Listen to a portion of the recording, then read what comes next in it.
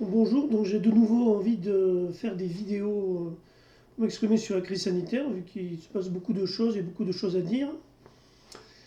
Et je vais essayer de faire des vidéos au format plus court que ce que j'avais fait quand j'en avais fait au mois d'avril ou de mai à la fin du confinement, pour pouvoir les publier. Donc, essayer de faire des vidéos qui font autour de 5 minutes.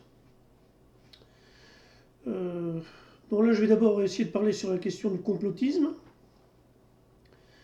Donc, je pense que c'est important dans cette crise sanitaire d'avoir une grille de lecture complotiste.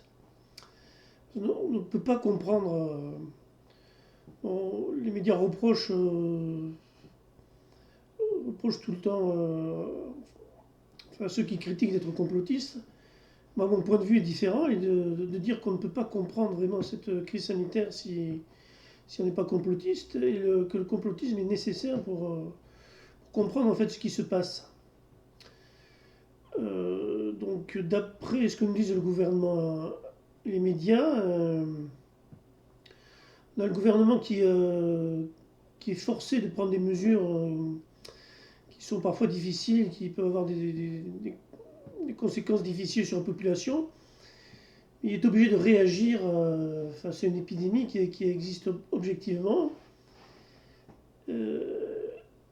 Et donc de prendre ces mesures, quoi, parfois à regret, contraint forcé, mais ces mesures sont nécessaires pour que l'épidémie de Covid ne progresse pas plus.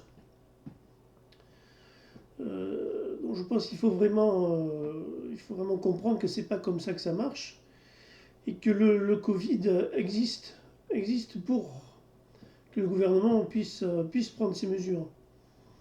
Il faut inverser la logique, sinon on ne comprend rien. Alors, il y a une question qui peut se poser, c'est que est-ce qu'il y a vraiment une maladie qui existe de manière naturelle, ou est-ce que ce virus, et encore s'il y a un virus, ou est-ce que ce virus a été créé artificiellement? euh, j'ai plutôt tendance à penser que cette maladie a été créée, qu'elle a été prévue, qu'elle n'existe pas de manière naturelle. Mais bon, même si c'était le cas, même s'il y avait une maladie qui nous est tombée dessus subitement, comme on veut nous le faire penser, en tout cas, ce qui est certain, c'est que le gouvernement exploite cette maladie pour réduire nos libertés et il il fait face d'une manière particulière qui n'est pas acceptable dans un pays comme la France ou dans les autres démocraties occidentales où ça se passe pareil. Donc il ne faut pas, nous ne devrions pas accepter que cette maladie soit traitée de cette façon, qu'on y réponde de cette façon.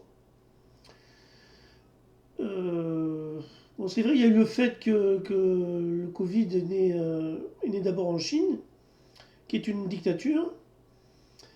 Et on a pris, bon, au départ, bon, dans l'urgence, ça peut se comprendre, on a pris modèle sur la Chine, on a appliqué les mêmes mesures qu'eux, qui ont été prises dans une dictature, avec un confinement imposé. Bon,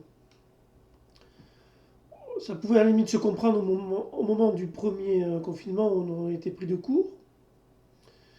Euh, Ça l'est beaucoup moins maintenant, un an après, alors que les chiffres de contamination sont beaucoup plus réduits et ils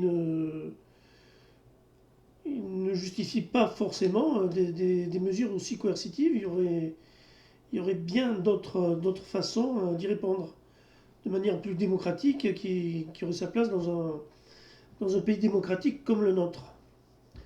Or, le choix qui est systématiquement fait dans ces suites de l'état d'urgence, c'est de retirer, de sortir en fait du fonctionnement normal de l'état de droit pour que l'État puisse prendre des mesures non justifiées soi-disant par l'état d'urgence de manière autoritaire et imposer toujours plus de restrictions de liberté, toujours plus de contraintes, toujours plus de souffrances, euh, et en faisant croire que c'est nécessaire, que c'est la seule façon de faire et qu'on ne peut pas faire autrement.